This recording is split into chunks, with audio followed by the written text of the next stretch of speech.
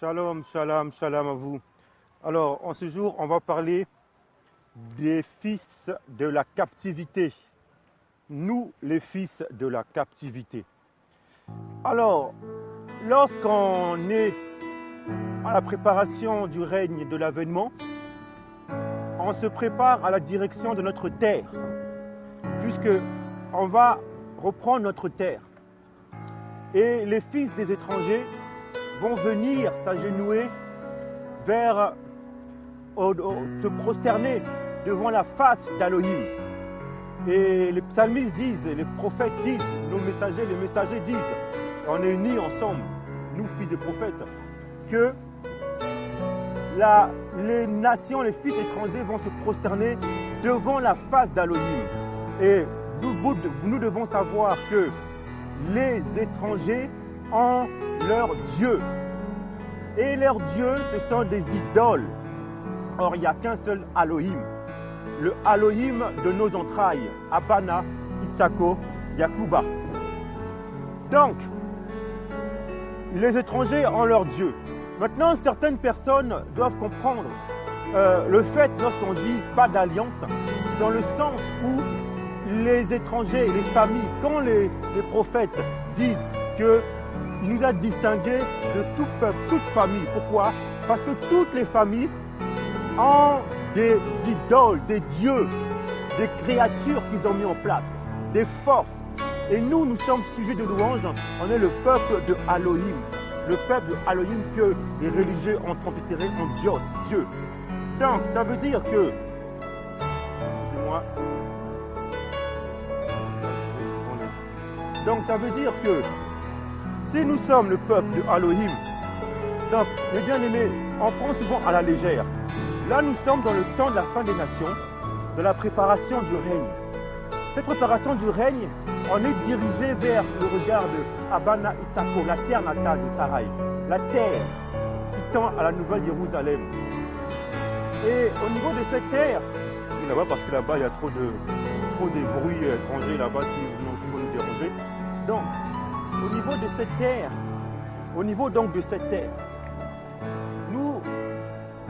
la première chose que le Créateur est en train de réveiller, on sait très bien que les têtes, les conducteurs du peuple Yasharaya, Juda, Benjamin qui suit, et les Lévites.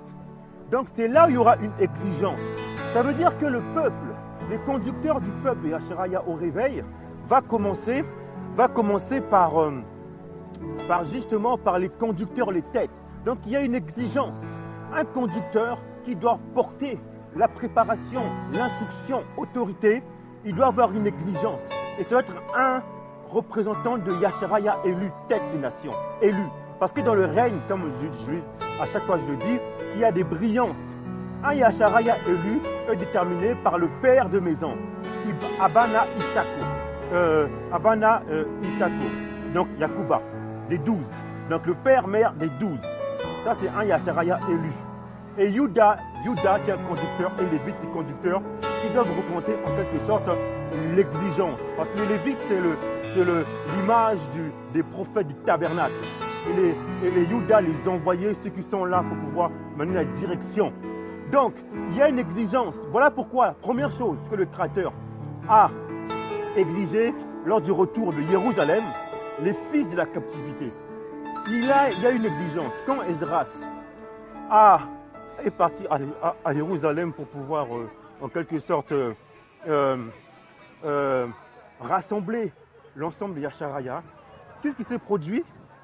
On a en fait constaté qu'il y avait en quelque sorte les fils de la captivité qui en fait s'étaient mêlés aux étrangers. Écoutez bien mes frères, ça c'est terrible. Et c'était des sacrificateurs, des gens, des conducteurs qui étaient mêlés avec des femmes étrangères. Ils ont pris des filles, ils ont donné les filles à leurs fils et ils sont mélangés avec des femmes étrangères, avec des coutumes étrangères. Et donc Esdras, il arrive dans cette situation et il s'est alarmé. Ils ont gémi par rapport au péché. Et donc du coup, on ne pouvait pas bâtir, on ne pouvait pas reconstruire, on ne pouvait pas, par rapport à la préparation, commence à unir nos forces parce que les fils de la captivité étaient mélangés avec étaient mêlés en fait avec des étrangers. Donc vous voyez l'importance auquel, et là on parle des fils. Vous le dites dans Esdras, on parle des fils. On ne parle même pas au niveau de la mère, bien, même s'il y en avait. Mais là nous parlons au niveau des fils. Pourquoi? Parce que on regarde le père. Certains des frères, des hommes, sont bien placés pour pouvoir dire les Bantous, bien des pères, mais bien sûr sont négligés en quelque sorte père de maison. Et ils ne savent pas que lorsqu'ils disent ça, que eux, c'est par les pères, par les fils que le Créateur va commencer à déterminer en fait le rassemblement. C'est-à-dire qu'il y aura une exode parce que c'est le temps des fils qui va donner l'instruction. Et aujourd'hui, comment d'entre nous aujourd'hui, on est mélangés. Donc ça veut dire qu'on va remettre de l'ordre. Tous ceux qui sont appelés à l'instruction autorité, on doit mettre de l'ordre. Parce que quand le règne vient, ce n'est pas du bordel, ce n'est pas le bordel. C'est-à-dire qu'on doit voir si ceux qui sont aux portes, donner l'instruction à Yacharaï, aux têtes, ne sont pas mélangés. Quand je parle de mélanger, maintenant vous verrez dans la suite, quand Esdras et toute la compagnie, nos entrailles, sont revenus face à toutes ces choses qui s'est produites, je passais par là, donc ils ont gémi. Et qu'est-ce que l'ensemble en fait du peuple ensemble, ils ont donc eu avis de pouvoir, pendant que Esdras était en train de gémir et tout l'ensemble des anciens, qu'est-ce qu'ils ont dit donc? Ils ont donc dit que, alors Esdras, donc, on a abandonné la loi, les commandements des messagers. Vous voyez, c'est un commandement. C'est pour ça que moi, au départ, je ne comprenais pas l'attitude que j'avais. Quand on me parlait quand on touche notre tabernacle, quand on touche la partie sensible qui donne la brillance au niveau du règne Bantou et Yacharaïa élu, quand on dit que peu importe le père est avec une étrangère, quoi que ce soit, c'est un Bantou. Quand on parle de ça, j'ai une violence terrible. C'est pourquoi. Et en fait, c'est le vêtement qui me donne cette violence. Parce que c'est inadmissible de profaner la brillance des têtes des nations en disant que peu importe le père, s'il est Bantou, il peut se mettre avec, soi-disant, avec une terre aride, desséchée, et donc les enfants seront toujours Bantou. Non! Voyez-vous, là quand j'entends ça, non! Si la personne, ok, il est mélangé, il n'aura pas le rang d'élu, le rang de Yachar élu. Il ne pourra pas aller aux portes, il ne pourra pas enseigner autant que modèle. Il aura soit, s'il demeure dans le chemin de vérité, il aura soit un petit poste parce que, et tout ça par rapport à son degré de vérité, de chemin de vérité. Maintenant, lisez la suite dans Esdras, tout ce qui s'est produit à ce moment-là. Nous, on est dans ce cas, on est les fils de la captivité. On se réunit ensemble. Le réveil est là maintenant. Comment est-ce qu'on va s'organiser par rapport à ça? Parce qu'il faut des messagers, il faut des envoyés, il faut des messages qu'on libère. Qui seront ceux qui seront prêts à donner ces messages, mes amis? Qui seront ceux qui seront prêts à donner ces messages? Et c'est là le souci maintenant. Et là, on doit être exigeant. Parce qu'aujourd'hui, on voit la chair qui se lève. On voit n'importe quoi. On voit des gens, des hamites, panafricanisme, des gens qui viennent, on est bon tous, ceci, là. Attention, attention. Ne nous laissons pas berner par n'importe quoi, de doctrines de voix, n'importe quoi. Des gens qui ne sont même pas, qui vont vous enseigner des doctrines qui vont vous ramener dans un royaume terrestre. Parce qu'ils n'ont pas Yacharaï élu et ils n'ont pas la notion de rang du règne. Voyez-vous, c'est ça qu'il faut être très exigeant par rapport à cela. Très exigeant. Et maintenant, comment ça s'est passé par la suite? Donc, l'ensemble du corps ont eu avis d'obéir, revenir au commandement des prophètes. Vous voyez, c'est un commandement. Parce que quand on arrive dans des pays captifs, on a reçu des commandements qui viennent de honorer de nos pères. Et ça, c'est les commandements des prophètes. On dit souvent, la Torah, où il y a une loi qui dit que la Torah dit que, en soi-disant que c'est interdit qu'on se met avec une étrangère. Ça, c'est des personnes qui sont dans le domaine de la chair. Ils essaient de se justifier par rapport à leur état. Maintenant, c'est pour ça que je dis, et nous disons ceci, autant que prophètes, messagers, nous sommes des enfants des prophètes. On tue les messagers et on persécute les envoyés. Et c'est pour cela, ce sont ces personnes qui tuent encore les messagers. Parce qu'un messager, c'est l'image de celui qui doit représenter le tabernacle. C'est-à-dire que le tabernacle, c'est l'image en fait du siège. Et un prophète, un messager, les Élie, ils sont là pour représenter le tabernacle. Et maintenant, il y a des commandements des messagers. Quand on va, et les messagers, c'est quoi le commandement? Quand vous irez au pays captif, ne vous mélangez pas avec ce qu'ont fait les pays étrangers, leurs idoles. Ne prenez pas leurs fils, ne donnez pas leurs fils à nos filles et prenez pas leurs filles à nos fils. Donc, entre nous, on arrive là, on plante, on bâtit, on s'unit entre nous dans le pays auquel nous allons. Ça, c'était les commandements des prophètes. Et quand on dit un commandement des prophètes, notre Yashaya nous a, quand il est réapparu après sa résurrection à nos patriarches, qu'est-ce qu'il a dit? Il a dit que quand il dit nos écrits, il parle du Tanakh et des prophètes. Mais certains frères, ils se limitent à la Torah. Ils disent, la Torah, il n'y a pas une loi. Vous oubliez une chose, c'est la Torah et les prophètes. On ne peut pas parler de la Torah s'il n'y a pas les prophètes. La Torah, c'est quoi en fait? C'est la direction qui communique le grain sur le siège. Et les prophètes, le tabernacle, parle du siège, protecteur de la vérité, protecteur du siège. Et c'est ce qu'ont communiqué les prophètes. Et Yashaya, il nous parle de nos écrits, Torah et prophètes. Et les prophètes sont des témoignages de vie. Mais ceux qui sont trop dans Massa, la chair, qui ne veulent pas vivre le Mashiach, ils sont focalisés sur la loi écriture. Or, Massa a dit, écoutez le Mashiach, Yashaya. Parce que Yashaya est venu mettre le Shalawam à la loi, c'est-à-dire la loi parfaite de honneur à nos pères et qui se retranscrit dans les formes d'écriture au niveau de la Torah, qui pour nous consoler et nous donner la patience. Et maintenant, les prophètes sont là pour rendre témoignage à toute notre vie tous les jours. Et nous ont donné des commandements. Et ces commandements, c'est ce qu'on doit respecter, les commandements. Et les commandements des prophètes sortent des 10 commandements. Vous voyez que maintenant,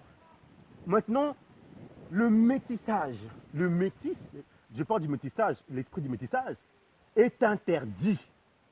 C'est un commandement des messagers. C'est un commandement qui sort du premier commandement des 10 commandements, la première table. C'est en fait, tu n'auras qu'un seul Elohim, lui et lui seul Elohim.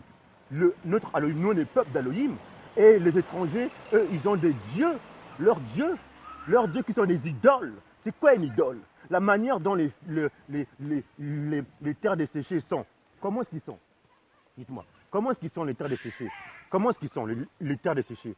Ils ont la manière de s'habiller, d'être, de parler, d'être comment est-ce qu'ils sont. Ce sont des idoles. Parce qu'ils ont adoré en quelque sorte des créatures. Et de ces créatures, ils ont créé en fait leur propre Dieu. Parce que les dieux des étrangers sont des idoles. Et nous, on a un Elohim qui est Elohim de toutes ces créatures. Mais eux, ils adorent les créatures, comme le Dios, Dieu, le soleil, la lune, toutes ces choses, et les armées. Donc ça veut dire que le métissage est interdit. Maintenant, je réponds à tous ceux aujourd'hui de mes entrailles. Tous ceux qui disent où il y a une loi, c'est plus que ça même. C'est un commandement. C'est-à-dire un commandement qui est lié à nos entrailles. C'est-à-dire Abana Itako. On ne doit même pas discuter sur ça.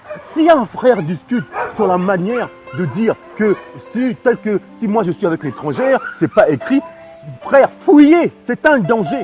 Parce que c'est un commandement. Un commandement, on ne discute pas. Et un commandement des messagers vient des 10 commandements. Tu n'auras que le Créateur, lui et lui seul. Quand tu vas avec une étrangère, tu te lis avec des idoles, des créatures. Et donc tu touches le commandement. Et voilà pourquoi les prophètes sont là pour pouvoir témoigner dans ces commandements, les 5 premiers. J'avais libéré un message sur les 5 fois 2, les 10 commandements, des 10 commandements, une instruction dessus profond, dans les 2 tables. La première table considère la gauche, celle du siège tabernacle. Et la deuxième table, la droite, celle des fils.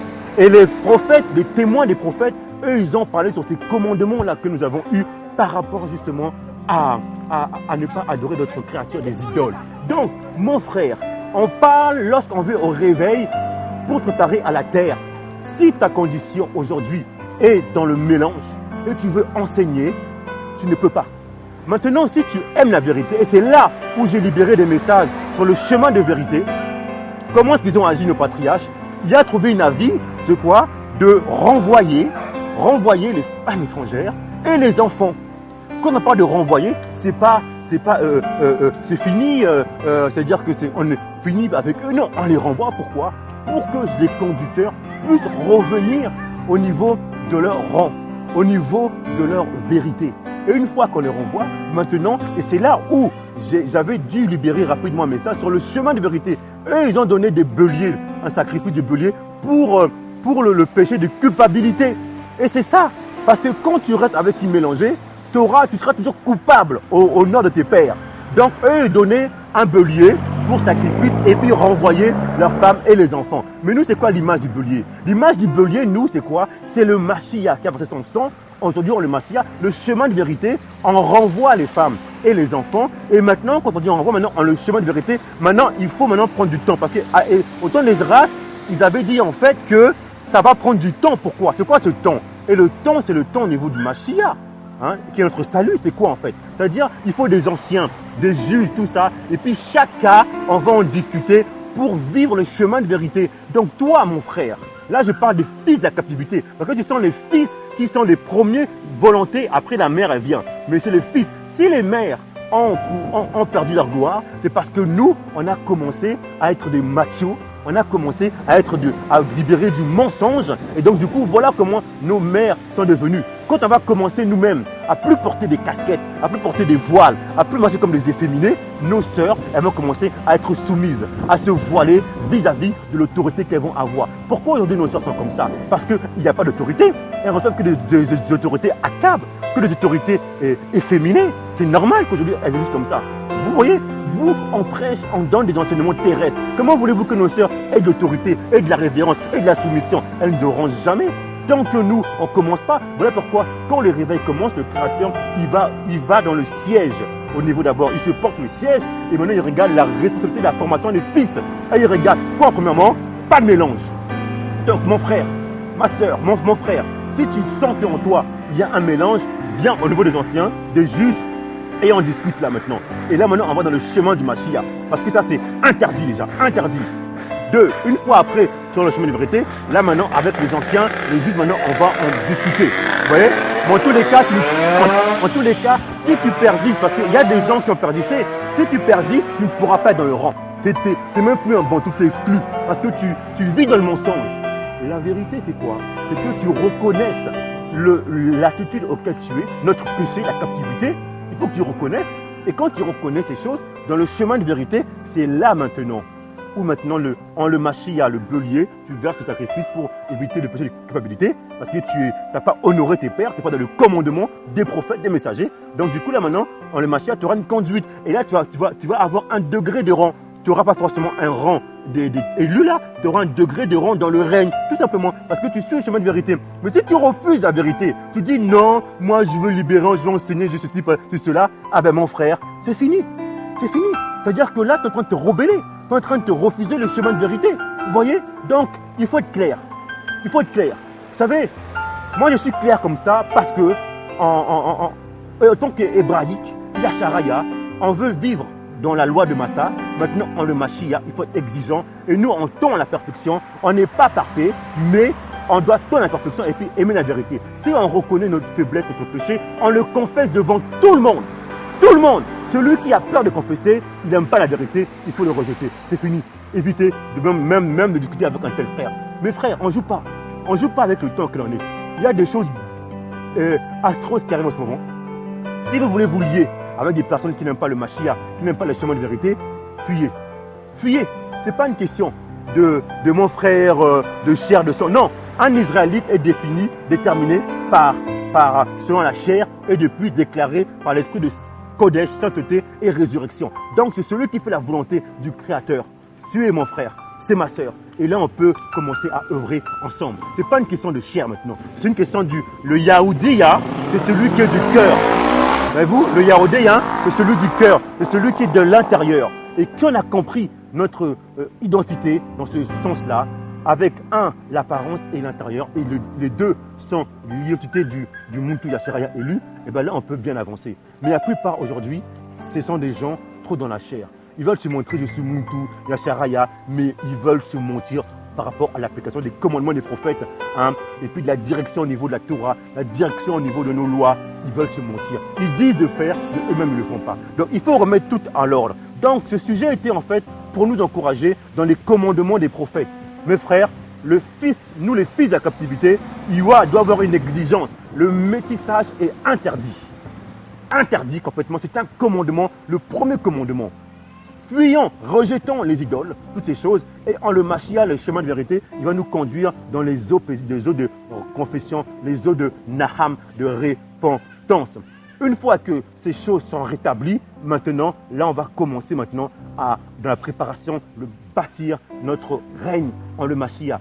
Beaucoup vont refuser ce message-là, mais ceux qui auront aimé la vérité, là on sera prêt d'accueillir le roi des rois qui va s'entrer. Moi aujourd'hui, en tant que frère Bombo, imitateur au temps de Mashiach, je reconnais mes faiblesses. Tout ce qui ne va pas au niveau du shalom à la loi, je suis prêt à le confesser devant tout le public, tout le monde, et je libère. Et ceux qui m'écoutent, ceux qui me suivent, hein, ils voient mon attitude. Si un frère vient me voir, me dit « Bombo, tu as ça, c'est ça », je n'ai pas peur, je le dis tout de suite. Et ce que je dis aux autres devant mes frères en face, moi-même je le vis. Donc, ce que je communique, c'est parce que je le vis. Et j'ai une exigence envers moi-même. Et donc, tous ceux qui sont autour de moi, ils vont avoir cette exigence. Ce n'est pas une question que c'est mon frère de chair. Non, frère, ce n'est pas de l'humanisme ici. Hein. Ici, c'est la vérité.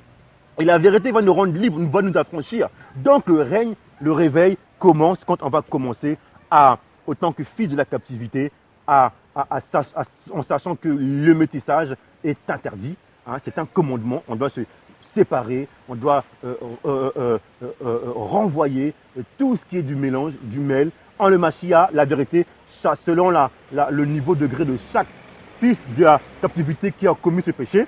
Une fois que ça s'est fait, hein, maintenant, on peut commencer à enseigner, commencer à se préparer au règne de notre Seigneurie en le Mashiach. Donc c'était ça, c'était pour nous encourager, mes frères, autant de nous les fils de la captivité, que le Créateur commence par nous. Donc il faut que tu saches toutes ces choses. Donc ne profanons pas le nom du Créateur. Ne jouons pas avec son nom. Cherche pas à enseigner. Si tu fais un recul sur toi-même, ta manière d'être, de communiquer, c'est vraiment important. Donc il est temps pour nous de considérer notre identité autant que conducteur. Yasharaya élu. Donc le métissage est interdit. Hein, pas de mélange. Donc je parle du métissage. Par exemple, le métis, l'ignorant, celui qui est métis d'ignorant, lui, il a accès justement au trône. Ce qu'on appelle, après, j'avais déjà livré des messages en privé, ce qu'on appelle en fait la foule. Donc lui, le métis qui est ignorant dans le péché, il peut revenir. Même le métis qui a un dépôt de conducteur, s'il rentre dans son degré de chemin de vérité, il peut revenir. Mais là, avec le temps, il y aura des épreuves. Parce qu'il y a beaucoup d'étapes à suivre au niveau des anciens, des juges. Il peut revenir. Mais celui, le métis, qui refuse, comme autant des races, cette vérité-là en le Mashiach, ah ben, frère, ne serve plus la main, il faut le rejeter. Ne vois pas comme un ton ennemi, mais laisse-le, mais tu ne peux plus marcher avec. Il faut être strict, il faut être exigeant en le Mashiach. Le temps devient plus difficile, hein. Frère, à cause d'une personne, dans l'ensemble ne peut pas avancer. Regardez l'histoire au temps de Joshua. Juda a commis une chose infâme. Il s'est lié à des idoles. Il a pris, caché, volé des idoles à l'étranger pendant une guerre. À cause d'une famille de Juda, tout le camp a perdu la victoire. Donc à cause d'un frère, tu travailles avec ce frère-là, toi, tu ne pourras pas avancer. Le vieux levain, c'est que Shaul disait, le vieux levain dans nous, on ne pourra pas avancer. Vous voyez l'importance. Moi, je ne joue pas avec ça. Et si je parle par expérience. De pas par expérience, frère. Tu peux être sincère dans ta vie, dans ta détermination. Mais tes liaisons, tes vieux levains, les personnes avec qui tu es, peuvent te freiner. Donc, il faut être exigeant envers nous-mêmes. C'est l'amour qui parle, le haraba. Donc, le métissage est interdit au niveau des conducteurs, au niveau du peuple Yasharana. Et le métis peut revenir au chemin, justement, de vérité. Donc, vous voyez, donc voilà, c'est tout ça, en fait, qu'il faut comprendre dans le règne, dans la nation Yasharaya élue. C'est une exigence, c'est une sainteté collège. Hein? Donc, c'est pas du bordel, c'est pas n'importe quoi. On a tellement dit du mensonge, on a tellement fait des foutaises nos pères jusqu'à maintenant, on veut jouer avec ça. Maintenant, c'est fini. les messagers viennent, ils communiquent les choses et on doit demeurer dans cette sainteté, ce Kodesh. Donc, le métissage est interdit dans la maison de Yacharaya élu et le métis, s'ils aiment le chemin de vérité, ils peuvent, par un degré de brillance, accéder à la soumission du règne. Donc, c'était ce message que je voulais vous encourager. C'est donc le frère Bombo qui vous parle. Donc, Shalawam à vous et que nous puissions demeurer dans cette sainteté, Kodesh, en la gloire du Mashiach, à la gloire de Dieu.